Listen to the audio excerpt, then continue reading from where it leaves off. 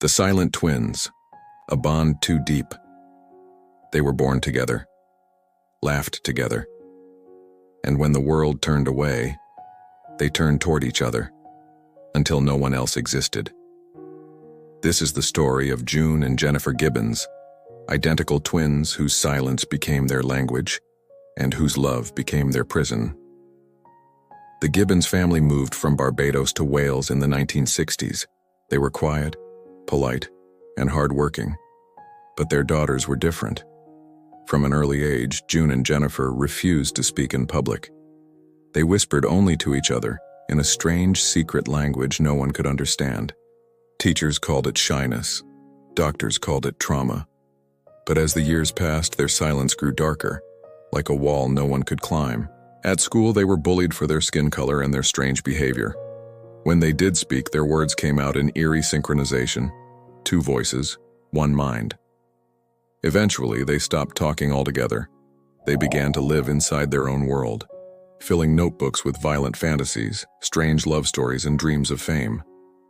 Their parents tried to separate them, to break the spell. But the twins resisted, clinging to one another with a bond that felt supernatural. When one tried to eat, the other refused. When one wanted to sleep, the other stayed awake. It was as if their souls were locked in a constant tug of war. And yet, that silence held something magnetic, a mystery no one could look away from. If you've followed them this far into their world of silence and obsession, take a moment to like this video, share it, and subscribe to Time Story. It's how you keep stories like this alive, voices that might otherwise stay forever unheard. By their teenage years, their obsession turned dangerous. They began setting fires, breaking into shops, stealing small things, not for money, but to feel something. They called it the game. Authorities didn't see the game. They saw a threat.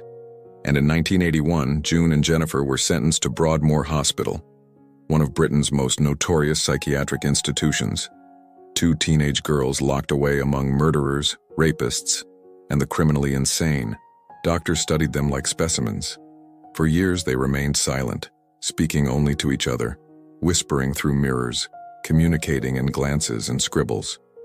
Their journals told a different story, one of jealousy, dominance, and guilt.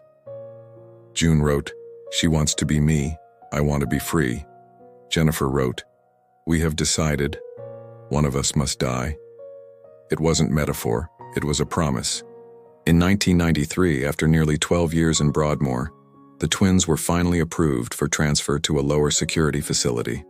The morning of their release, they rode together in a van.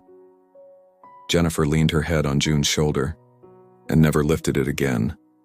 Her heart simply stopped. No cause, no poison, no wound. Just silence. June whispered later, "We had made a pact. One of us had to die so the other could live." After Jennifer's death, June began to speak, freely, clearly, as if the curse had been broken. She now lives quietly in Wales, writing and painting in solitude. For the first time in her life, she is truly alone. They say twins share a soul, and that sometimes one heart cannot hold two spirits forever. Maybe that's what happened to June and Jennifer.